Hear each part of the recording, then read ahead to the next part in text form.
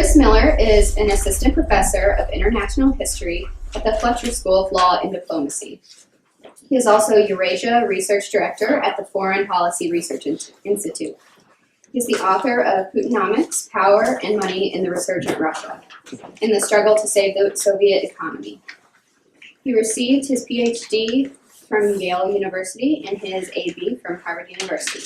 Please join me in welcoming our speaker.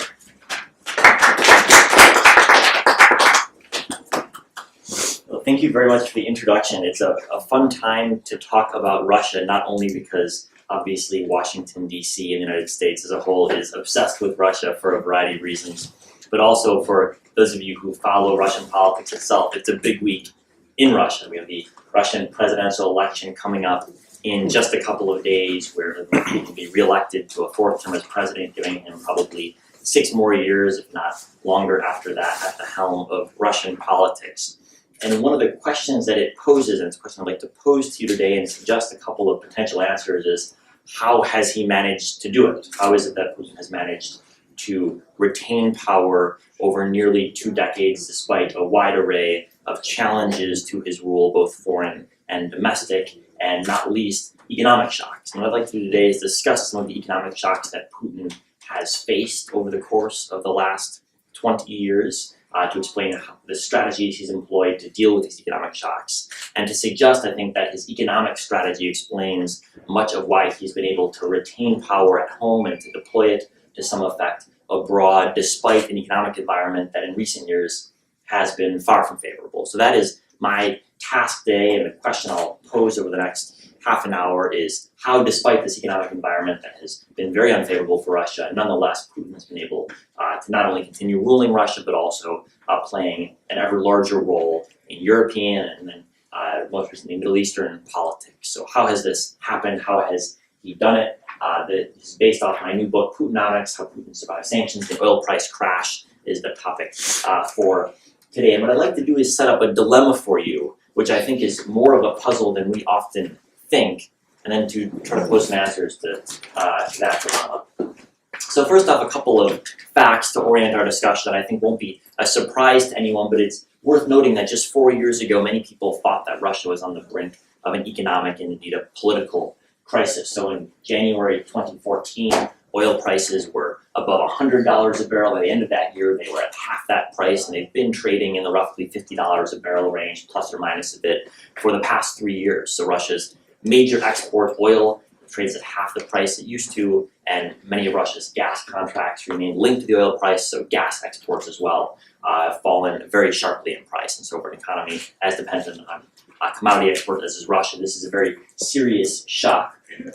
At the same time, just as oil prices were crashing in 2014, the United States and the European Union were leading economic sanctions on Russia over first the annexation of Crimea, and then the more significant round of sanctions were levied on Russia after its efforts to foment rebellion in the Donbass, the southeastern region of Ukraine. So the EU and the US worked together to impose sanctions on the Russian financial sector and also the energy sector, which imposed serious costs on both parts of the Russian economy. And in response, Russia levied on the West a series of prohibitions on agricultural imports, which prohibited Russians from buying fruits from Poland or cheeses from France, and had a significant effect in increasing food prices in 2015 and 2016, thereby reducing Russians' household income. So both Western sanctions on Russia and Russia's sanctions on the West had a pretty significant effect in reducing Russians' well-being. And that happened at the exact same time that the oil price was crashing. At the same time this occurs, both of these shocks occur amidst a business climate in Russia that has been and remains highly unfavorable. The most recent high-profile example of this is Vladimir Putin, who's a well-known Russian oligarch who, after a largely fabricated judicial case against him, was lost assets to at $1.5 billion. He got a dispute with Igor Sechin, who is, by some accounts, the second most powerful person in Russia, the CEO of Rosneft, who was able to pull various judicial strings in Russia to create a fabricated court case and then steal assets from Mr. Yevtushenko. And the effect of this case and many, many others like it have been to dissuade business people in Russia from investing. So the wealthiest Russians keep much of their money abroad because they deem it safer to save money abroad and also to invest abroad. So as Russia's faced these two short-term shocks of oil price crashes and sanctions, it faces this longer issue of its business climate, which remains mediocre at best. It's far from attractive for either Russians or foreigners to invest there. Now, as the oil price crashed in 2014, the ruble crashed along with it, falling from around 30 to the dollar, where it had been for most of the years before 2014, down to half that level by the end of the year, and it's been fluctuating around 50 or 60 to the dollar ever since. And the effect of this was to make it more difficult for Russians to buy imported goods, because those imported goods were far more expensive, twice as expensive in ruble terms by the end of 2015 than they had been at the start of 2014. So this was, again, a major hit to Russian household incomes. And that the ruble has stabilized, but it has certainly not appreciated to where it was in 2014.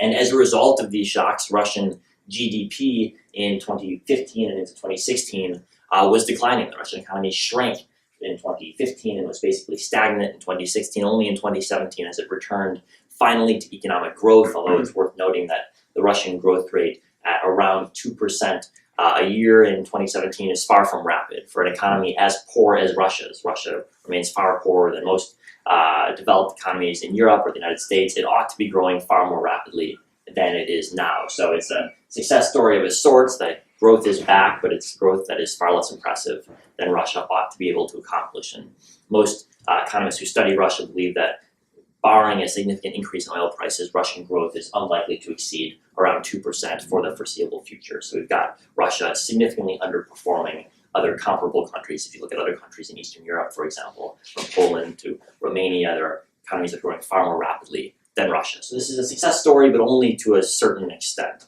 in terms of the return of economic growth. Now, although the economy is growing again, household incomes are actually still suffering. So this is a chart of real wages, inflation adjusted wages. 100 implies no growth compared to the same period of the previous year. Any number below 100 implies that percentage decline. Above 100 implies an increase. And as you can see, real wages declined remarkably in 2015 in particular, and they're only now beginning to grow again after the crisis.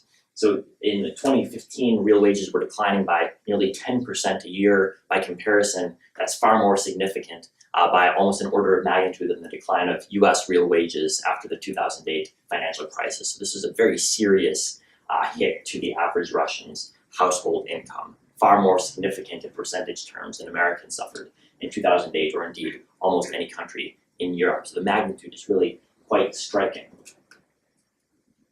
But despite this, we see Putin as in control of the political system as ever before. This is visible not only in the polling data, but his approval ratings, which remain basically unchanged. He's hovering somewhere around 70 or 80%, depending on how you calculate and how much you adjust for potential inaccuracy in the polling data.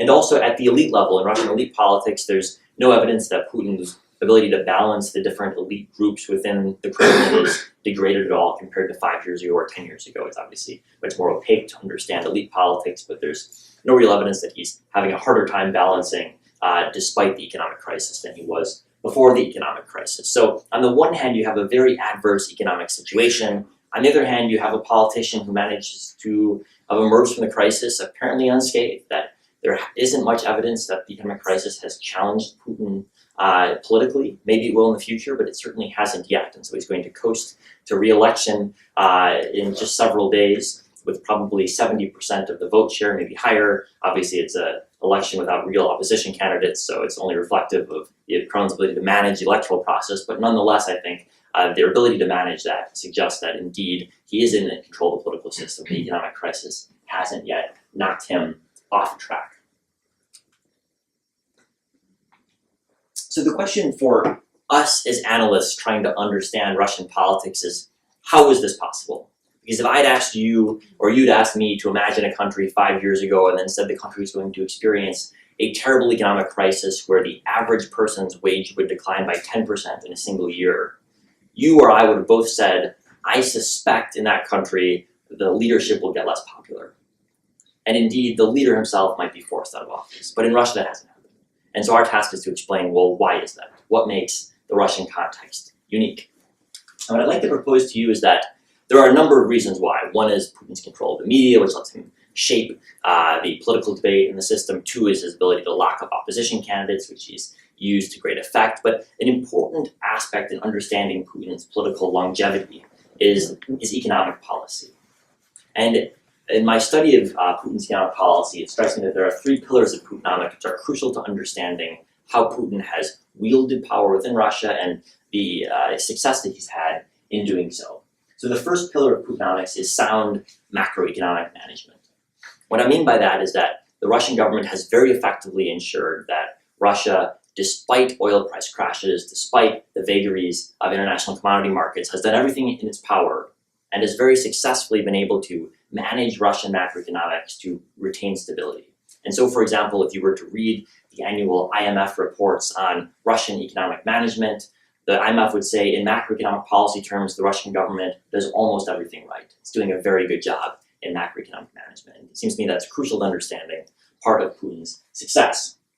The second pillar of Putinomics is to strategically use social services to win the support of influential groups. And the best example of this is pensions.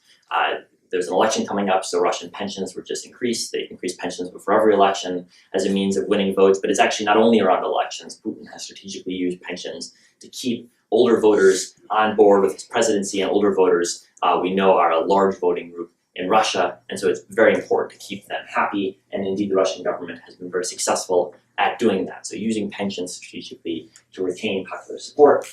And third, to realize that despite our common discussion of the similarities between Russia today and the Soviet Union of 25 years ago, and of course there are similarities in domestic politics and foreign policy, it's also crucial to realize that in economic terms, there's one big difference, which is that unlike in the Soviet Union, despite all the mistakes that the Russian government makes, they've gotten one thing right, which is to keep a private sector that is able to operate more or less efficiently with a fair amount of corruption, of course, but not a lot more corruption than you get in other countries in the region or other emerging markets. So there is a private sector. It faces some challenges, but broadly speaking, it's able to work. And so in the industries that are not dominated by the governments, the energy industry is a separate issue, but industries like supermarkets or tourism, industries that have not been gotten the attraction of the Kremlin's political management, the private sector functions reasonably well, and it's able to manage its operations and improve productivity over time. And that's crucial to differentiating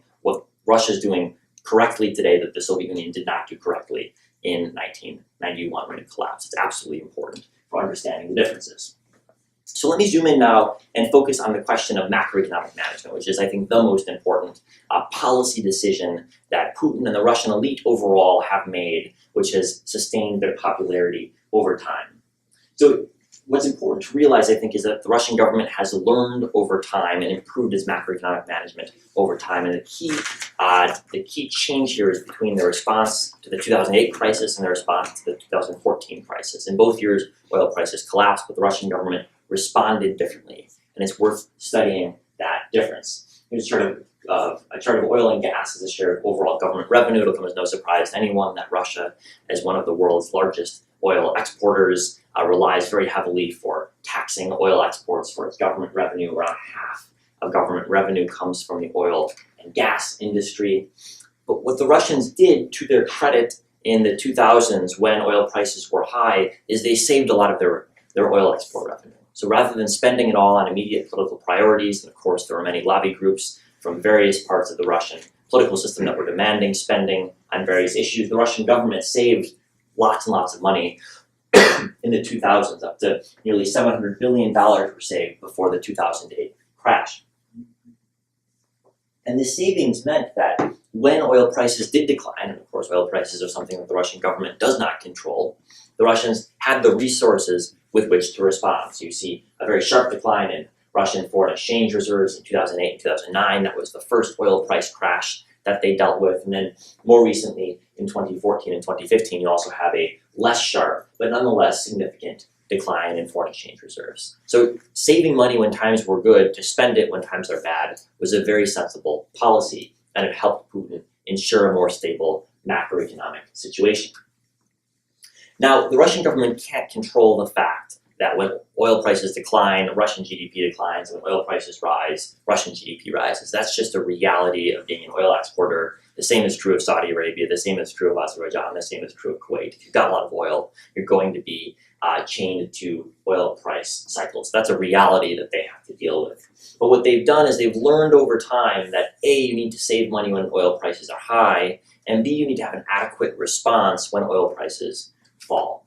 And in 2008, what the Russian government realized is that they risked a real disaster because of their economic response. They got lucky to a certain extent. And what they did when oil prices crashed in 2008 is that they spent their foreign exchange reserves trying to defend the value of the ruble. So the ruble was at an elevated level, but rather than letting the ruble fall, they spent foreign exchange reserves trying to prop up the ruble. And as you can see, as a result, foreign exchange reserves, that's the blue bars, fell very, very sharply in just a couple of months in 2008 as the government tried to keep the ruble stable. The ruble fell a little bit, but stayed more or less stable during that period. And this was a strategy that was beneficial to the Russian population because they didn't suffer the effects of devaluation, but it risked the real crisis because if the Russian government were to have run out of reserves, if oil prices weren't to have increased in 2009, essentially bailing out the Russian government, they could have reached a point where they would have run out of funds and had to do a shock devaluation of the ruble and put themselves in a similar position as the disastrous crisis of 1998. And so what the Russian government learned from the 2008 crisis was that when an oil price decline comes, the better macroeconomic policy response is to let the ruble fall. And that's exactly what they did in 2014 and into 2015. The ruble immediately crashed, and it crashed not because the Russian government wasn't in control, but because the Russian central bank had, before the crisis, made clear that their policy in case of an oil price decline would be to let the ruble float, to let the ruble go down, and to shift the burden of adjustment, take it away from the Russian government, and put the burden of adjustment on the Russian population. And I'll explain what I mean in that. So here you have a chart of the ruble falling very sharply in late 2014, and a much less sharp decline in foreign exchange reserves because the Russian government had to spend less money propping up the ruble because the ruble was allowed to decline. So I said that this decision shifted the cost of adjustment away from the government and towards the population, and I'll explain what I mean by that. This is a chart of the price of oil in dollars and also in rubles. The dark blue line at the bottom is the dollar price for the barrel of oil, and when we're used to talking about oil prices, we quote the price in dollars. The light blue line on the top is the ruble price of a barrel of oil. And now in most situations, the ruble price of a barrel of oil doesn't really matter. It's not something that most people think about. From the Russian government's perspective, the ruble price of oil is absolutely crucial because the Russian government, all of its expenses are in rubles. Salaries of state employees, defense spending is in rubles, pensions are in rubles. Everything the Russian government spends money on is in rubles. Its income and its expenses are all in rubles. So from the Russian government's perspective, the key question is not how many dollars did they get per barrel of oil, but how many rubles did they get per barrel of oil. And by letting the price of rubles crash against the dollar, they got more dollars per barrel of oil than they otherwise would have. So the ruble price of oil, the light blue line, fluctuates much less than the dollar price for the barrel of oil. The dollar price falls to half its level, but the ruble price is almost unchanged by the end, by mid-2016 compared to the 2014 value, which means that the Russian government is getting as many rubles in the door as it was beforehand. So its budget was almost balanced in 2015 and 2016, despite the crash in the oil price. But the effect of this was to drive down the dollar value of rubles.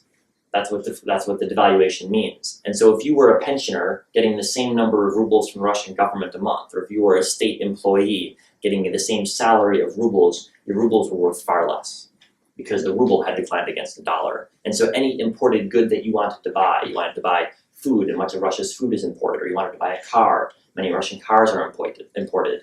The ruble price of that car has doubled because the ruble has fallen by half against the dollar. You need twice as many rubles to buy that car. And so Russians bore the burden, not the government, but average Russians bore the burden of the adjustment because they had to pay a lot more for imported goods. And Russians import lots of goods because they don't produce much besides oil and gas. So most things that Russians buy are in fact imported. So in 2015 and 2016, you had very big price increases in imported goods as a result of this process.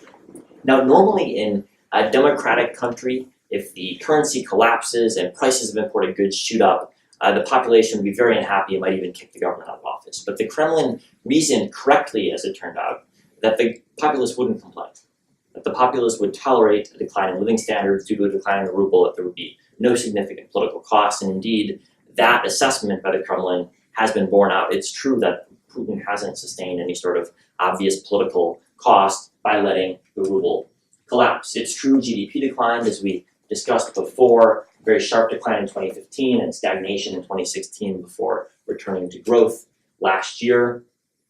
But nonetheless, Putin has been able to push the burden of adjustment on the population without suffering any political cost. So stabilizing the macroeconomy was a successful strategy in his view because it was possible to stabilize it on the backs of household incomes. He could push the cost of adjustment on households without suffering any consequences. So that's the first pillar of Putinomics, is prioritize macroeconomic stability at all costs, and it's easier to do in Putin's system because he's able to impose costs on the population in a way that a democratic leader is not able to. But the second pillar of Putinomics that I mentioned before is strategically using social support to buy off politically influential groups, and the best example of this, as I mentioned, is pensions. Here you have real growth, so inflation-adjusted growth in pensions in each year, and as you can see, before Putin took power in the year 2000, pensions had declined for much of the 1990s, and some of the declines were extraordinarily sharp. So in 1999, in inflation-adjusted terms, pensions declined by 40%. Now, if you consider how important Social Security is as an issue in American politics, pensions in Russia are an order of magnitude more important. Every Russian above 55 for women or 60 for men gets a pension, and for most Russians of retirement age, their pension represents the majority, if not all, of their income. So there's very limited retirement savings. On the individual level, almost all pensioners are mostly, if not wholly, dependent on the value of their pensions for their retirement income, which means that all the old people of Russia desperately focus on this one issue. And so in the 1990s, when pensions were declining, it was a huge political issue. And when Putin was able to turn that around in the early 2000s with pension growth rates of 10, 20, even 30% a year, this represented a remarkable tool for shoring up his support among pensioners. And of course, this was deliberate. People knew that pensioners would respond positively to rapid pension increases, and the Kremlin focused on this issue above all. You can also see that since the 2008 crisis, and especially since 2011, 2012, when Putin returned to the presidency, pension growth has slowed in part because there's been less money. The economic situation has been less positive. But nonetheless, with the election coming up this month, pensions were raised recently again to provide Putin an extra boost going into the elections. Again, strategizing that keeping pensioners happy will bring them out to vote and make sure they don't protest. Now, you might ask, well, why pensioners and not some other social group? Why not students who are unhappy about low education spending, or why not people who are suffering from an underfunded healthcare system? But it turns out empirically that we know that pensioners protest in Russia, and we know that most other groups are much less likely to protest about social issues. And in fact, one of the biggest protests in Putin's Russia came with a pension law change in the mid-2000s, which brought pensioners across Russia out onto the streets and immediately forced policy changes, both in the provincial and at the central level. So there was an immediate response to this mass movement of pensioners, which was far more politically significant than many of the protests that we see against Putin or against corruption in Russia. So the political system is very responsive to pensioners because they know that pensioners will in fact protest, and we have evidence of this in the past. So supporting pensioners has been a crucial pillar of Putin's economic strategy. And it's worth noting that it's not that Putin has been, or the Kremlin in general, has been funding social programs across the board. Quite the contrary. Russia's health spending as a share of GDP is relatively low, lower than Slovenia, Czechoslovakia, Hungary, Turkey. It's slightly higher than Turkey, although I don't know if it's a country that Russians would want to compare themselves with on the healthcare front. And in education, too, it's very clear that Russia has been underfunding education. And in recent years, by most metrics, both health and education spending have been declining in inflation-adjusted terms. So there's no desire to prioritize these issues because the government knows that people won't protest about health or education, but they will protest about pensions. That's a very important political lesson for them as they try to strategically use government policy to win support from various groups. So these are the strategies that Putin has used to secure his political support over the past 2 decades. What I'd like to posed to you is a dilemma that is posed to the Kremlin right now as it anticipates Putin's next 6-year term. The question is what to do next.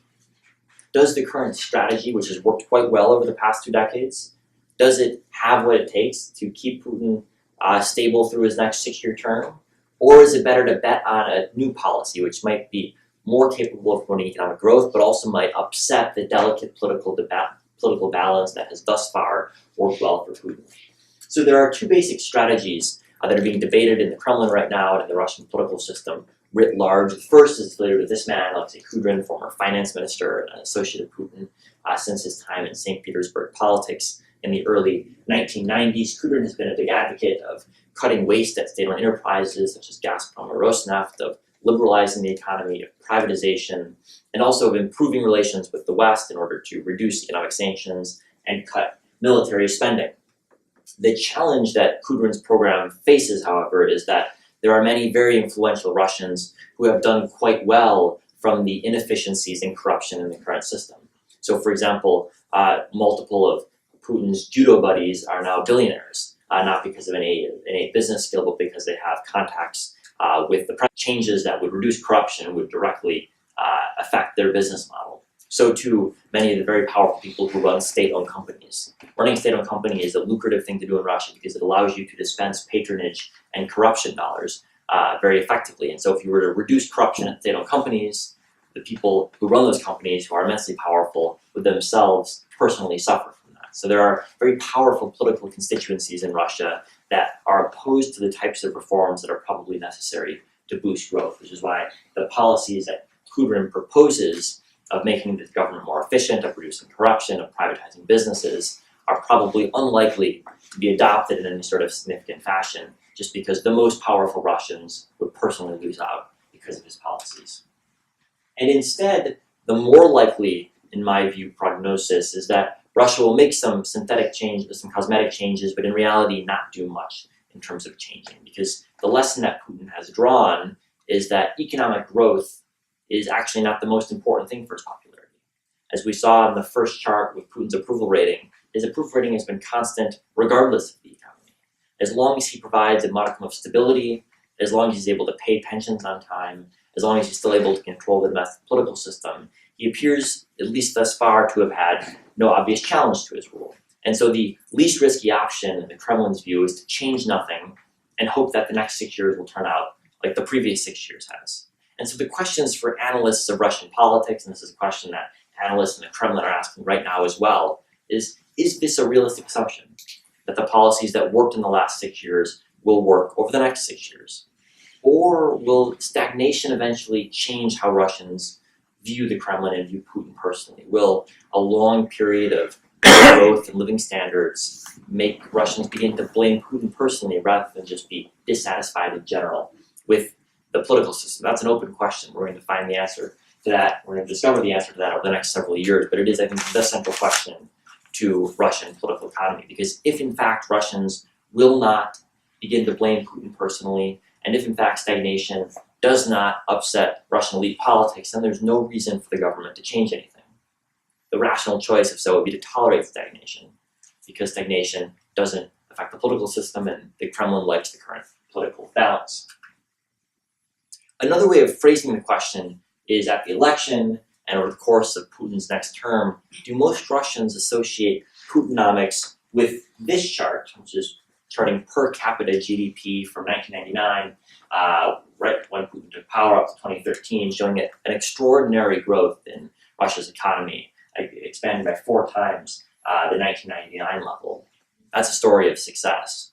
Or will Russians begin to associate Putinomics with this chart? This is real incomes over the past decade, showing a couple years of growth, but also a couple years of sharp falls and multiple years of stagnation.